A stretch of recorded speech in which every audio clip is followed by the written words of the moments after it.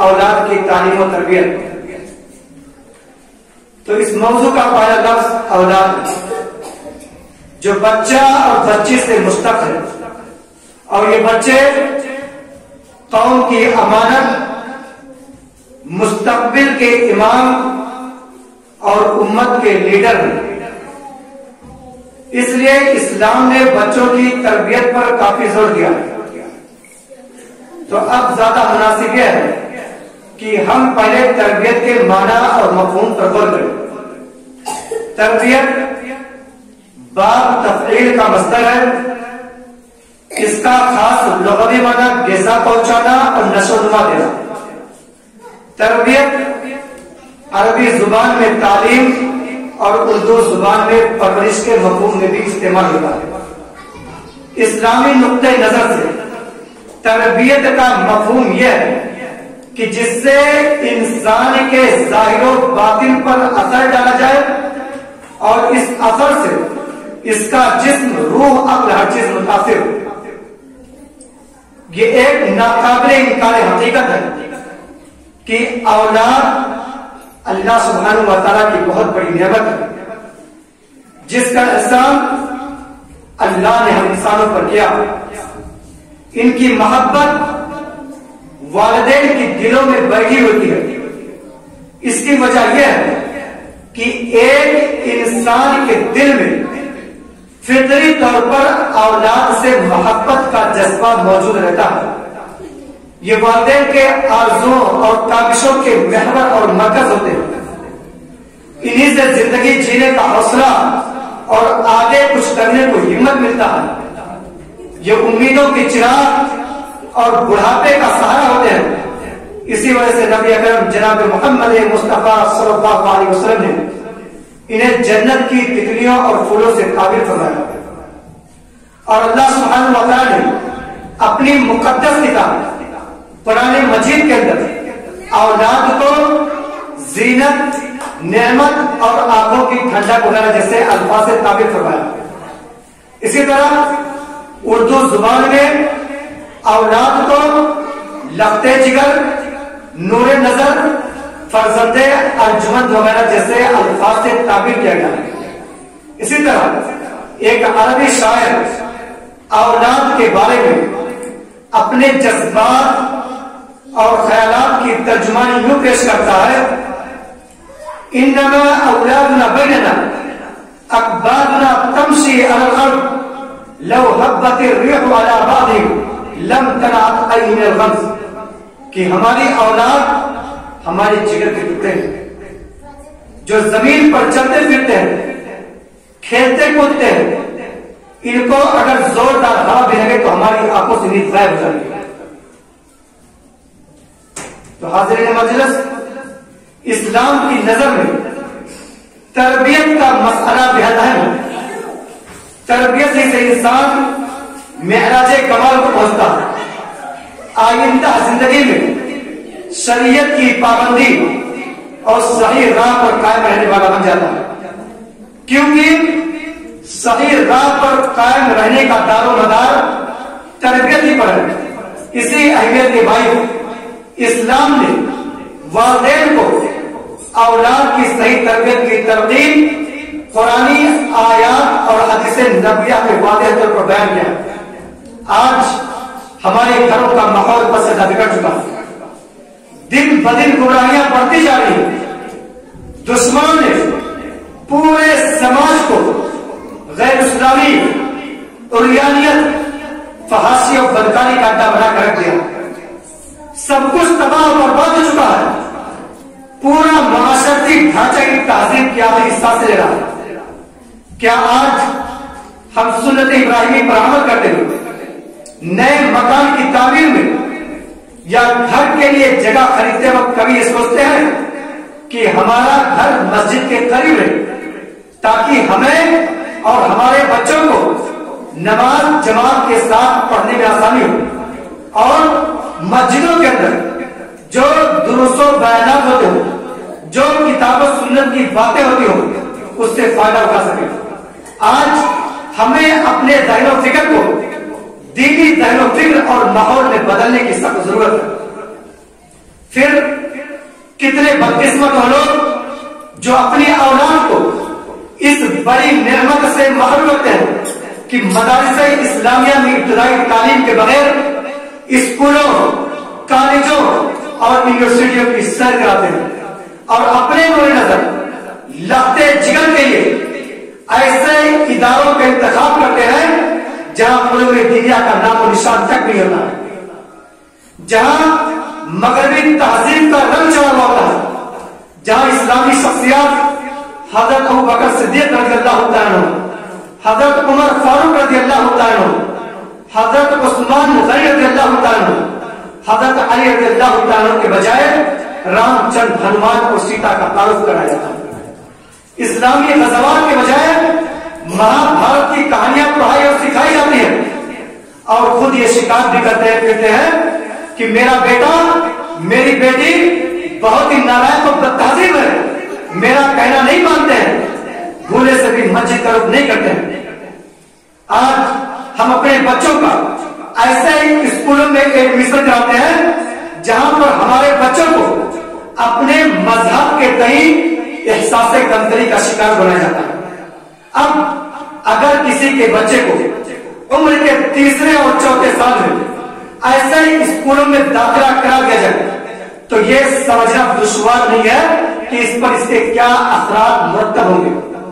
آج صورتحال یہ ہے کہ اس طرح کے اداروں میں، اسکولوں میں تعلیم حاصل کرنے والوں کی ایک بہت بڑی تعداد ایسی ہے جسے 10ویں اور 12ویں کلاس بہت اچھے نمبرات سے پاس کر لینے کے باوجود اسے قرآن پڑھنا نہیں آتا، اسے دعائیں بھی یاد نہیں ہوتی، اور اسلامی اخلاق و آداب سے ان کا دور کا بھی واسطہ نہیں ہوتا۔ ان تعلیمی اداروں سے جو بچے تعلیم حاصل کر کے باہر نکلتے ہیں، ان میں ایک اچھی خاصی تعداد ان کی ہوتی ہے جو خاندانی مسلمان ہوتے ہیں لیکن شہری مسلمان نہیں ہوتے۔ انہیں نہیں معلوم ہوتا کہ اسلام کے معنی اور مطلب کیا ہوتے ہیں، رسول کون ہے، اور اللہ کی کتاب قرآن پاک کی کیا ہے۔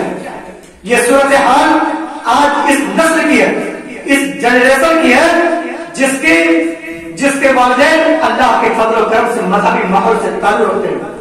اب ذرا تصور کیجیے، سوچئے کہ مذہبی ماحول میں پلے بڑے حاجی، نمازی، عالم، علامہ، شیخ الحدیث کے بچوں کی یہ صورتحال ہے تو اس کے بعد آنے والی نئی جنریشن، نئی پیڑھی کا کیا ہوگا؟ اور اس طرح کی اسکولوں سے تعلیم حاصل کر کے اچھی نوکریاں تو حاصل کر سکتے ہیں کہ ان کا ٹارگٹ ہوتا ہے، لیکن اسلامی نقطۂ نظر سے وہ اپنے اور اپنے سماج کے لیے نہ صرف غیر مفید ثابت ہوں گے بلکہ سنگین خطرات کا باعث بنیں گے۔ آج ہم اپنے بچوں کا ایسے اسکولوں میں داخلہ کراتے ہیں جہاں پر ہمارے بچوں کو ایک فار اللہ المائٹی قادر مطلق کے بتانے کے بجائے ایک فار ایورسن قمر گرانی کو بتایا جاتا ہے، جہاں پر سی فار کریٹر خالق و مخلوق کے بتانے کے بجائے سی فار کنڈوم کی جنسی تعلیم دے کر شہوت پرستی کے بیچ بوئے جا رہی ہے۔ نتیجتاً 5ویں اور 6ویں کلاس میں پڑھنے والی بچیوں کے پاسوں میں مانے حمل گولیاں پائی جا رہی ہیں، ناجائز حمل میں اضافہ مستقل ہو رہا ہے، نئے عمر کے بچے اور بچیاں جنسی بیماریوں کا شکار ہو رہے ہیں، اور اس طرح فحاشی اور بدکاری کے بدن سے ایک جیسی خطرناک بیماری کی پیداوار بڑھتی جا رہی ہے۔ عربی کا ایک مقولہ ہے جسے زبان رسالت ماں صلی اللہ علیہ وسلم کی تائید حاصل ہے، اذا لم تستطع فاصنع ما شئت، کہ جب ہم بے حیا ہو گئے تو جو چاہیں گے۔ یہ مقولہ آج ہم پر پوری طرح ثابت آ رہا ہے۔ کب تک جو باپ، جو بھائی اپنی بیٹیوں، اپنی بہنوں کے رات اور پیڑھیوں تک کو دیکھنا گوارا نہیں کرتا تھا، آج وہی باپ، وہی بھائی اپنی بیٹیوں کو، اپنی بہنوں کو اسکوٹی پر، بائک پر بٹھا کر کالج کی طرف رواں ہے، مخالف سمت سے ہوائیں چلتی ہیں، سڑک کا زانی ڈھنگی اس لڑکی کی اسکرٹ کے نیچے جھانک کر دیکھتا ہے کہ نیچے انڈر ویئر نہیں۔ آج ہمارے گھروں کے اندر ہماری یہ جو بہن بیٹیاں بال کٹے ہوئے پھر رہی ہیں، یہ جو لڑکی پھر رہی ہیں، ان کو احساس تک نہیں ہے کہ ہم گلی کے کتے اور کتیا سے بدتر مقام پر چکے ہیں، اور یہ جو مرد ان کے غلام بن کر لنگڑوں کی طرح پیچھے پیچھے دوڑ رہے ہیں، اللہ کی عزت و جلال کی قسم یہ عیسائی کانوینٹوں کی تہذیب و تمدن تھی، یہ ان کا طور طریقہ تھا۔ آج مسلمان گھرانوں کے اندر یہ جو برتھ ڈے منایا جاتا ہے، کیا نبی محترم جناب محمد مصطفیٰ صلی اللہ علیہ وسلم نے اپنی زندگی کا کوئی برتھ ڈے منایا تھا؟ کیا صدیق اکبر نے اپنی زندگی کا کوئی برتھ ڈے منایا تھا؟ ارے زندگی کے گزرنے پر غم کیا تھا، دنوں کے ڈھلنے پر افسوس کیا تھا۔ ہمیں یہ تعلیم دی گئی ہے کہ جیسے جیسے وقت گزر رہا ہے ہم اپنے قبر کے قریب ہو رہے ہیں، ہم اپنے جنازے کے قریب ہو رہے ہیں، ہم اپنے کفن کے قریب ہو رہے ہیں، ہم اپنی زندگی سے دور اور اپنی موت سے قریب ہو رہے ہیں۔ لیکن وہاں برتھ ڈے کی تہذیب، تمدن اور طریقہ دے کر کیا آج مسلمان گھرانوں کے اندر لڑکوں کا برتھ ڈے نہیں منایا جاتا؟ کیا آج مسلمان گھرانوں کے اندر لڑکیوں کا برتھ ڈے نہیں منایا جاتا؟ اپنے خاندان کے، اپنے محلے کے، مسجد کے امام کو 2 وقت کی روٹی دینے کی حیثیت نہیں، یہ غریب، یہ فقیر، یہ سود کے اندر ڈوبا ہوا، یہ لون کے اندر ڈوبا ہوا، یہ دن رات رشوت کی کمائی کھانے والا، یہ دن رات حرام کے مال پر پرورش پانے والا بڑی شان و شوکت کے ساتھ اپنی ضرورت کا برتھ ڈے مناتا ہے۔ مسلمانوں کے اندر یہ حرام تہذیب کہاں سے ہے؟ کیا مسلمان کی عورت کسی اجنبی مرد کو دیکھنا گوارا کر سکتی تھی؟ آج ہماری 19 سال 20 سال کی بچیاں ناچنے اور گانے والے کو دیکھ کر خوش ہوتی ہے۔ موبائل پر عصمت عزت لوٹنے کے منظر کو، ہم بستری اور مباشرت کے منظر کو دیکھتے ہیں۔ ان کی آنکھوں سے حیا کو کس نے ختم کیا؟ کس نے ختم کیا ان کے شم کو؟ ایک طرف پیدا کرنے والا باپ بیٹا جس کو جنت کا صدر دروازہ بتایا گیا، اور ایک طرف پیدا کرنے والی ماں بیٹی ہے جس کے قدموں کے نیچے جنت بتائی گئی، اور باپ بھی موجود ہے اور ماں بھی موجود ہے۔ یہ کنواری لڑکی، یہ بن بیاہی بچی، یہ نوجوان بچے موبائل پر غلط اور فحش کے پروگرام دیکھ کر مزہ لیتے ہیں۔ کہاں گئی وہ شرم و حیا جو تاجدار کو کہا سرور کونین رسول ثقلین خاتم الانبیاء حضرت محمد رسول اللہ صلی اللہ علیہ وسلم ہمیں دے کر دیے گئے تھے؟ کہاں گئی وہ شرم و حیا جو عثمان بن نورین ہمیں دے کر دیے تھے؟ ہمارے بزرگ بتاتے ہیں کہ آج سے 25-30 سال پہلے ہم یہ سوچ ہی نہیں سکتے تھے کہ اسکول میں جانے والی بچیاں اتنی بہادر ہو سکتی ہیں کہ اخلاق اور کیریکٹر کی ساری حدیں پار کر اس قابل عمل کے لیے ایبرشن کرانے کے لیے ہاسپٹل چلے جائیں۔ ان دنوں والدین کو اطمینان ہوا کرتا تھا کہ بچیاں اسکول ختم ہوتی اپنی سہیلیوں کے ساتھ واپس گھر لوٹائیں گی۔ کبھی اسکول بس لیٹ ہو گئی یا بچوں کے آنے میں تاخیر ہو گئی تو نانیاں دادیاں برقع اوڑھ کر اسکول پہنچ جاتی تھی، کیونکہ اسکول کے اوقات کے علاوہ 1 منٹ کی تاخیر بھی ان کے لیے کسی بڑی مصیبت سے کم نہ ہوتی، اور والدین بیچارے بے چین اور پریشان رہتے تھے کہ کہیں ان کی لاڈلی بیٹی کسی ناگہانی آفت کا شکار نہ ہو گئی۔ بلا شبہ اس سختی کے زمانے میں بھی ان محبت ناموں کے تبادلے ہوتے تھے، لیکن جو ان حرکتوں کی خبر شریف والدین کو لگتی، شریف والدین پہلی فرصت میں اپنے بچوں کے ہاتھ پیلے کر دیتے۔ آج حالات بالکل جدا ہیں۔ آج کم عمر بچے بھی اکثر اسکول یونیفارم میں اور روڈوں پر گپ شپ کرتے ہوئے، روڈوں پر عشق لڑاتے ہوئے جا بدل نظر آتے ہیں۔ کالجوں کا تو حال ہی مت پوچھے کہ وہاں پر نوجوان لڑکوں اور نوجوان لڑکیوں کو ایک ساتھ وقت گزارنے کے لیے مواقع میسر ہے کہ اگر کچے عمر میں یہ بچے ایک دوسرے کے قریب ہو جائیں تو کوئی تعجب حیرت کی بات نہیں ہے۔ اور افسوسناک بات یہ ہے کہ کئی مسلم لڑکیاں ایمان کے عظیم نعمت کے ہاتھ دھو کر غیروں کے ساتھ زندگی گزار رہی، اور پورا مسلم سماج، پورا مسلم سوسائٹی خاموش تماشائی بنا بیٹھا ہوا۔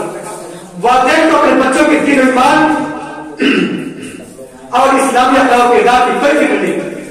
آج ماں باپ اس بات پر خوش ہو رہے ہیں کہ ہمارے بچے انجینئر، ڈاکٹر اور پروفیسر بن رہے ہیں۔ سچ تو یہ ہے کہ آج تعلیم کے نام پر ہمارے بچوں کی ایمان اور اخلاق کا سودا کیا جا رہا ہے، مگر مسلم قوم کو ذرا اس کی فکر نہیں ہے۔ اپنے بچوں کی خبر قوم کے مردوں کو نہیں، یہ معصوم انہیں بھول نہ جانا ہے۔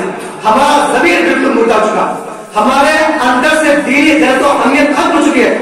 دنیا کی بے پناہ محبت اور مال و دولت کی شدید حرص و حوث میں سے ہمارے دل سخت ہو چکے ہیں. اسلام دشمن تحریکیں آج ہماری اس غفلت کا خوب فائدہ اٹھا رہی ہے اور ہمیں اس کا ذرا برابر احساس نہیں ہے. لہذا ضرورت احساس ذمہ داری کی، کیونکہ احساس عمل کی چنگاری جس دل میں فروزہ ہوتی ہے اس لب کا تبسم ہلا ہے، اس آنکھ کا آنسو موتی ہے. حاضرین، میں عصری تعلیم کا مخالف نہیں ہوں، بلکہ میرے ناقص خیال میں موجودہ دور میں مسلمانوں پر اس کا حاصل کرنا لازم اور ضروری ہے. موجودہ دور میں اس سے بے نیازی خودکشی سوسائڈ کے مترادف ہوگی. اس کے بغیر انصاف کیسے ملے گا؟ ہمارے ساتھ انصاف نہ ہونے کی سب سے بڑی وجہ ہے کہ ہم سسٹم میں نہیں. جس دن کے بعد سے ہم سسٹم کا حصہ بن جائیں گے اس دن کے بعد سے ہمارے ساتھ انصاف ہونا شروع ہو جائے گا. اگر آنے والے وقت میں ہم انصاف چاہتے ہیں تو ہمیں اپنے بچوں کو سسٹم کا حصہ بنانا ہوگا. اور یہ بات یاد رکھنا، صرف ڈاکٹر، انجینئر اور ٹیچر وغیرہ کے بنانے سے انصاف ملنے والا بالکل نہیں، بلکہ انصاف کے لیے ہمیں اپنے بچوں کو ڈاکٹر، انجینئر اور ٹیچر وغیرہ کے بنانے کے ساتھ ساتھ ہمیں اپنے بچوں کو IAS، IES، IPS، PCS، جج، ایڈوکیٹ، جرنلسٹ، پولیس آفیسر وغیرہ میں جانا ہوگا. تبھی ہماری سنی جائے گی، تبھی ہمارے ساتھ انصاف ہوگا. میرے بیان کرنے کا مقصد صرف یہ ہے کہ مسلمان اپنے بچوں کے لیے عصری علوم کے ساتھ ایسی تعلیم کا بھی لازمن بندوبست کرتے جو انہیں مسلمان باقی رکھنے کے لیے ضروری ہے. اس کے بعد انہیں جو بھی تعلیم دی جائے انشاءاللہ اس کے اثرات مفید ہوں گے. اپنے بچوں کو مسلمان باقی رکھنے اور انہیں احساس کمتری اور مرغوبیت کے حساب سے نکالنے کے لیے ضروری ہے کہ مسلمان خود بڑی تعداد میں معیاری اسکول کا لیں. پہلے سے موجود اپنے چھوٹے چھوٹے مکتبوں اور مدرسوں کی اصلاح کریں، کیونکہ عام طور پر مسلمانوں کے زیر نگرانی چلنے والے چھوٹے چھوٹے مکتب اور مدرسے اپنی بدنظمی اور ناقص تعلیم و تدریس کے لیے ممتاز ہیں. اور یہ صورتحال بھی کم تشویشناک نہیں ہے اور عام مسلمانوں کے ان مکتبوں سے، ان چھوٹے چھوٹے مدرسوں سے دوری کا ایک بڑا سبب یہ ہے. لہذا اس پر توجہ دینا بہت ضروری ہے. اکبر الہٰ رحمۃ اللہ علیہ فرمایا کرتے تھے کہ تم شوق سے کالج میں پڑھو، پارک میں گھومو، جائز غباروں میں پڑھو، چرخ میں چھوڑو، پر ایک بات بندے عاجز کے لیے یاد، اللہ کو اور اپنی حقیقت کو رکھو. اسی طرح آج ہمارے سماج کے لیے ضروری ہے کہ ہمارے سماج میں ہماری مسلم بہن بیٹیاں ڈاکٹر ہوں، نرس ہوں اور اعلیٰ تعلیم یافتہ خواتین جو خواتین سے جڑے مسائل کو زیادہ بہتر طریقے سے حل کر سکتے ہیں. آج لوگوں کی طرف سے سوال پوچھے جاتے ہیں کہ جہاں جہاں پر مخلوط تعلیم کا نظام راج ہے، جہاں جہاں پر لڑکے اور لڑکیاں ایک ساتھ پڑھتے ہیں، وہاں پر اپنی بہن بیٹیوں کو تعلیم کے لیے بھیجنا مناسب ہے نہیں. اس موقع پر میں اپنے پڑھے لکھے، اعلیٰ تعلیم یافتہ اور کامیاب پروفیشنل لائف جینے والے یا اسے حاصل کرنے کی کوشش کرنے والے بھائیوں سے پوچھنا چاہتا ہوں کہ کیا ایسا رشتہ کے متبادل کی تلاش کریں؟ کیا ایسا ممکن نہیں ہے کہ ہم ایسے اداروں کی بنیاد کریں جہاں تہذیب ہمارے ہو، اصول ہمارے ہوں اور تعلیم آج کی ضرورتوں کے مطابق ہو؟ کیا ہم اپنی بہن بیٹیوں کے لیے میڈیکل کالج نہیں کھول سکتے ہیں؟ کیا ہم اپنی بہن بیٹیوں کو نرسنگ اور مڈوائف وغیرہ کی ٹریننگ نہیں دے سکتے ہیں؟ کیا ہم ایسا انتظام نہیں کر سکتے ہیں کہ ہماری بہن بیٹیاں اسلامک کوڈ آف لائف میں رہتے ہوئے بہتر اعلیٰ تعلیم سے بہرور ہو اور پھر وہ بھی فکری سطح پر زیادہ اعتماد کے ساتھ اسلامک تعلیمات کا پرچار و پرسار کر سکے اور ضرورت پڑنے پر دشمنان اسلام کو دندانے شکنجاب دے سکے؟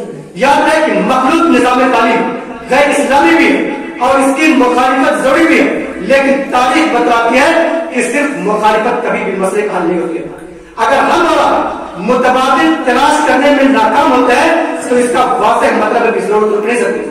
ہم مخلوط نظام تعلیم کی خطرناکی کا ہنگامہ کر رہے ہیں، لیکن چونکہ ہمارے پاس کوئی دوسرا آپشن نہیں، اس لیے معلوم بات ہے کہ مسلمانوں میں جن کے پاس وسائل ہے، جن کو اللہ رب العالمین نے مال و دولت کی فراوانی سے نوازا ہے، وہ اپنی بہن بیٹیوں کو میڈیکل کی تعلیم دلوانے کے لیے اداروں کا رخ کرتے ہیں. اس میں بلا شبہ بہت سے ایسے لوگ ہوتے ہیں جن کی ذہنیت مینٹلٹی اسلامی نہیں ہوتی ہے، اس لیے انہیں کوئی فرق نہیں پڑتا، لیکن ان میں سے کچھ ایسے بھی ہوتے ہیں جو اسلامی سوچ رکھنے کے باوجود ایسا کرنے پر اس لیے مجبور ہے کہ ان کے پاس کوئی دوسرا آپشن نہیں۔ سوچنے کی بات یہ ہے کہ ایک طرف ہم اپنے عورتوں کے ہر درجہ پردہ داری کے قائل، جو بلا شبہ ہماری دینی اور اخلاقی غیرت کا اشاریہ ہے، اور دوسری طرف ضرورت پڑنے پر ہمیں اپنی بہن بیٹیوں کو نہ صرف غیر محرم حضرات تک کے پاس بلکہ غیر مسلم حضرات تک کے پاس دعویٰ و علاج کے غرض سے لے جانا پڑتا ہے۔ ظاہر ہے کہ ہم اپنی ضرورتوں کو برا نہیں سکتے، پھر سوال پیدا ہوتا ہے کہ آخر ہم ایسا کیوں نہیں کر سکتے ہیں کہ ہماری ضرورتیں پوری ہو جائے اور ہمیں اپنے تہذیب و تمدن اور طرز معاشرت سے سمجھوتا بھی نہ کرنا پڑے۔ عام طور سے مسلم برادری کی پہچان ایک غیر تعلیم یافتہ اور پچھڑی ہوئی کمیونٹی کی ہے، اس میں بلا شبہ حکومتوں کی اپنی حصہ داریاں ہیں، لیکن ہمارا اپنا قصور بھی کچھ کم نہیں ہے۔ غیر ضروری چیزوں میں اور بے مطلب کے دکھلاؤ میں ہم جتنی دولت ضائع اور برباد کر دیتے ہیں، اگر اس کا 10واں حصہ بھی فلاحی کے تحت بہتر مقصد اور ضرورت کو سامنے رکھ کر خرچ کریں تو کایا پلٹ ہو سکتی ہے۔ یاد رہے کہ کام آسان نہیں ہے، لیکن اگر ہمت، حوصلے اور بلند فکری سے کام لیا جائے تو ایسا کچھ مشکل بھی نہیں ہے۔ یاد رکھنے کی بات یہ بھی ہے کہ اس کی طرف توجہ دینا ضروری بھی ہے اور مجبوری بھی ہے۔ معیشت اور ایجوکیشن ہی تو کسی قوم کی ترقی کے لیے ضروری ہے۔ ہمارے یہاں شادی بیاہ کے موقع پر جتنی دولت ناجائز طریقے پر برباد کر دی جاتی ہے، اتنے میں کسی غریب ہونہار بچے کو پڑھایا جا سکتا ہے، کسی ہنر مند کو کام پر لگا سکتا ہے، مگر بس معاملات وہی ہے اور ہمارے پاس کوئی ترجیحات نہیں ہے اور مسلم قوم کو مستقبل سے کوئی لینا دینا نہیں ہے۔ اسی طرح اب ہم مسلمانوں کے مان لینا چاہیے کہ اردو مسلمانوں کی زبان ہے، یہ اس لیے کہ اسے مسلمانوں کی زبان بنا دیا گیا، اور اس لیے بھی کہ اس زبان میں ہمارا دینی اور تہذیبی سرمایہ موجود ہے، لہذا اپنے بچوں کے لیے اردو کی تعلیم کا انتظام کرانا ہمارے لیے ضروری ہے۔ آج حالات جس قدر سنگین ہے اور جس طرح کے چیلنجوں کا سامنا وہ پہلے نہیں تھا، یہ دور عملی میدان میں آنے کا، صرف سوشل میڈیا پر پڑھنے، پوچھنے، کمنٹ، تنقید، تبصرہ کرنے سے نہ کوئی چیز بدلی ہے اور نہ یہ آج اس کی توقع کی جانی چاہیے۔ میرے بھائی یاد رکھنا، بچوں کی تربیت کے سلسلے میں تعلیم ایک اہم موضوع ہے۔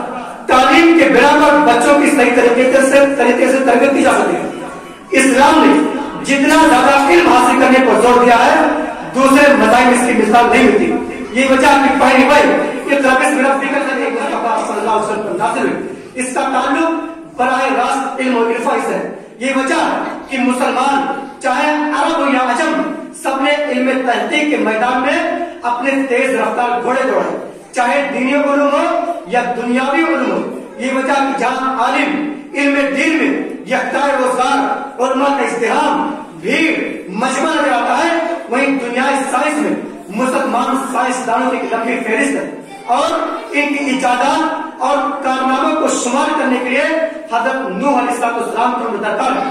تاریخ گواہ ہے کہ دنیا کا سب سے پہلا سمندری جہاز حضرت ماکر رضی اللہ تعالیٰ نے بنوایا۔ علم ریاضی، میتھمیٹکس عرب والوں کا پسندیدہ مضمون نہ، اس علم میں صفر کا زیرو کا ایجاد عربوں کا کارنامہ جس سے حساب بہت آسان ہو گیا۔ جابر بن حیان کے کارنامے سے دنیا حیران ہے۔ یہ کیمسٹری علم کیمیا کے بانی موجود تھے۔ محمد بن موسیٰ الخوارزمی، ابو القاسم خلف بن عباس الزہراوی کی کتابیں علم سائنس کے بنیادی مصادر کے طور پر جانی جاتی ہیں، اور ان کے عظیم کارناموں کے اعتراف پر دنیا کی غیر مسلم قومیں مجبور ہیں۔ ایک فرانسیسی تاریخ لکھنے والے نے یورپ پر مسلمانوں کے احسانات کا تذکرہ کرتے ہوئے کہا کہ اگر مسلمان اسپین میں نہ آتے تو نہ جانے یورپ کتنی مدت تک جہالت کی تاریخ میں ڈوبا رہتا۔ اسی طرح آکسفورڈ یونیورسٹی کے پہلے پروفیسر جو اسپین سے پڑھ رہے تھے، انہوں نے کہا تھا کہ اگر علم حاصل کر رہا ہے تو سب سے پہلے عربی زبان سیکھو۔ اسی طرح اصول تفسیر کی مشہور کتاب فوز الکبیر کے اندر ایک عربی شاعر کہتا ہے کہ جمیع العلم فی القرآن لاقٍ تقاصر عنہ مفہوم الرجال، یعنی قرآن مجید میں تمام قسم کے جملہ علوم و فنون موجود ہیں، لیکن لوگوں کی عقل وہاں تک پہنچنے سے قاصر ہے۔ اسی طرح برطانیہ کے پہلے وزیر اعظم نے پارلیمنٹ کے اندر اپنے ارکان پارلیمان سے خطاب کرتے ہوئے کہا تھا کہ جب تک مسلمان اس قرآن کو اپنے ہاتھ میں لے رہیں گے، اس قرآن کے مطابق اپنی زندگی کو گزاریں گے، دنیا کی غیر قومیں یہ خواب میں بھی نہیں سوچ سکتے کہ مسلمانوں پر غلبہ پالیں گے۔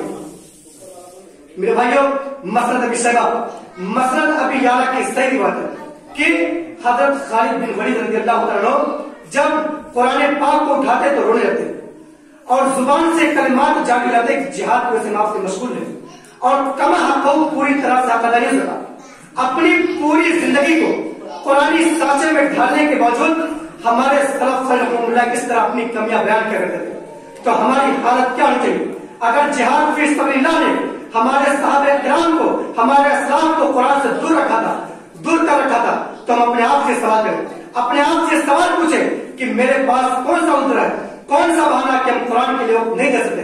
انٹرنیٹ، فیس بک، واٹس ایپ، انسٹاگرام، ٹویٹر جیسے سوشل نیٹ ورک پر کئی گھنٹے گزار لیتے ہیں، مگر افسوس کی تلاوت قرآن پاک کے لیے ہمارے پاس وقت نہیں ہے۔ جب مسلم دنیا کی حالت ہو تو فتح و کامرانی، غلبہ و تسلط کی باتیں میں سکھا دیتے ہیں۔ اسی طرح میں آپ کی جانکاری کے لیے بتاؤں کہ دنیا میں ہوائی جہاز بنانے کی سب سے پہلی کوشش ایک مسلمان سائنسدان عباس ابن فرناس نے کی۔ عباس ابن فرناس بڑا ہی ذہین اور عقل مند سائنسدان تھا۔ اس نے اپنے گھر کے اندر ایک مصنوعی آسمان بنا رکھا تھا جس میں سورج، چاند اور ستارے بھی تھے، اور عباس ابن فرناس وہ شخص تھا جس نے پتھر سے شیشہ تیار کرنے کی صلاح دی جاتی ہے۔ تو میرے بھائیوں، یہ جو بڑے بڑے علم کی مہارت رکھنے والے ہیں، آخر ان لوگوں نے اپنی ابتدائی تعلیم کہاں سے حاصل کی؟ یا اپنی اس پیارے ملک بھارت کے سابق صدر جمہوریہ میزائل مین اے پی جے عبد الکلام نے اپنی ابتدائی تعلیم سے کہاں حاصل کی؟ انہیں چھوٹے چھوٹے مدرسوں اور مسجدوں سے، جن کی آج ہماری نظر میں کوئی حیثیت نہیں۔ تو میرے بھائیوں، آج ضرورت اس بات کی ہے کہ ہم ان چھوٹے چھوٹے مدرسوں اور مسجدوں پر خاص توجہ دیں، اپنے بچوں اور بچیوں کو بھیج کر بنیادی تعلیم دلوائیں۔ مگر افسوس کہ آج جب کسی سے کہا جاتا ہے کہ اپنے بچوں کو مدارس اسلامیہ میں داخلہ کرائیں، تو بڑے ہی شک و مت کے ساتھ پچھوڑا ٹھوک کے یہ اعلان کیا جاتا ہے کہ مدارس اسلامیہ میں بچوں کو داخلہ کرانا ان کی زندگی کے ساتھ کھلواڑ کرنا۔ حالانکہ اگر اطمینان اور سکون ملے گا تو انہی علماء کرام کے پاس، اگر عزت و وقار ملے گا تو انہی علماء کرام کے پاس، اگر خوشحالی ملے گی تو انہی علماء کرام کے پاس، اگر قرآن کریم جیسی مقدس کتاب ملے گی تو انہی علماء کرام کے پاس، اور اگر پورا دین تلاش کیا جائے تو انہی علماء کرام کے پاس مل سکتا ہے۔ اور علماء کرام نے ثابت کر دیا کہ ہم ایک ایسے مرجے اور زندگی کے کسی جگہ پر کھڑے ہوئے ہیں کہ اگر علماء کرام نے جگہ کو چھوڑ دیا تو اس جگہ کو کوئی سنبھالنے والا نہیں ہے۔ امیر المؤمنین حضرت عمر بن خطاب رضی اللہ عنہ کا مقولہ یاد رہا، جس کو انہوں نے مسلمانوں کو سمجھاتے ہوئے فرمایا تھا کہ جب فلسطین شام کا دورہ کیا تو پھر شام میں داخل ہوتے ہوئے اپنے جوتے کو کندھے پر رکھتے ہیں، سواری سے اتر جاتے ہیں۔ ابو عبیدہ کہتے ہیں فواللہ ما یسرنی ھذا عمر، امیر المؤمنین آپ کا یہ کرنا مجھے کبھی بھی خوش نہیں کرے گا۔ فإن الناس قد استشرفوا، لوگ انتظار میں ہیں، دیکھ رہے ہیں حضرت عمر رضی اللہ عنہ کا جلال، رعب، دبدبہ، شان، شوکت یہ کیسے ہے، کس طرح سے ہے، اور آپ جوتے کو کندھے پر لے کر کے اور سواری سے اتر کر کے شہر میں داخل ہو رہے ہیں۔ یہ جملہ سننے کے بعد حضرت عمر فاروق رضی اللہ تعالیٰ عنہ اپنے ساتھی سے کہتے ہیں لو کان یقول غیرک ذلک، اگر آپ کے علاوہ ایسی کوئی بات دوسرا کہہ دیتا تو پھر میں اس کو مشق سزا بنا کے چھوڑتا۔ پھر بتلا یہ مقام، یہ رتبہ، یہ سربلندی، یہ آن، یہ بان، یہ شان، یہ شوکت یہ کیسے کس طرح سے ملی؟ فرمایا انا کنا اذل قوم فعز اللہ بالاسلام فمهما نطلب العزت بغیر ما عز اللہ به اذل اللہ، کہ ہم وہ قوم ہے جو سب سے زیادہ ذلیل تھی، بالکل لوگوں کی ماتحتی میں زندگی گزار دیا کرتے تھے، مظلومی، مفلوکی، مفلوچی ہماری صفت تھی۔ فعز اللہ بالاسلام، پھر اللہ نے ہم کو اسلام کے ذریعہ عزت نصیب فرمائی۔ یاد رکھنا جس چیز کے ذریعہ اللہ نے ہم کو عزت دی ہے، اس کو چھوڑ کر جب دوسرے طریقے سے عزت و سربلندی چاہیں گے اللہ ہم کو ذلیل کر دے گا۔ آج ہم سب کو اپنے حالات پر گہرائی کے ساتھ غور کرنے کی ضرورت ہے۔ غیروں کے طریقے کو اپنا کر ہم سربلندی حاصل نہیں کر سکتے، ہمیں وہ راستہ اختیار کرنا ہوگا جو صحابہ کرام کا راستہ تھا۔ हमें मनहज और तरीका अपनाना होगा जो अइम्मे दीन का तरीका था। वो लोग किताबुल्लाह और सुन्नत रसूल को सब पर मुकद्दम रखते थे और यही कामयाबी और सरबुलंदी का रास्ता। आज हमारा दौर है, प्यारे मुल्क भारत के माहौल को हम जानते हैं। दुनिया कुरान के खिलाफ, इस्लाम के खिलाफ क्या चालें चली है, इसको समझने की जरूरत है। अपने बच्चों और मौजूदा नस्ल को सही राह दिखाना हमारी जिम्मेदारी है। कंप्यूटर और साइंस ने जो तरक्की के राह दिखाए, वही सोशल मीडिया और मोबाइल हमारे बच्चों को आगोश से गफलत में डाल रहे हैं। हमारे बच्चों का एक एक सेकंड बहुत कीमती है, मगर वो बहुत सारे औकात उनके जरिया जाए और बर्बाद करें। इनके हाथों को कौन थामेगा?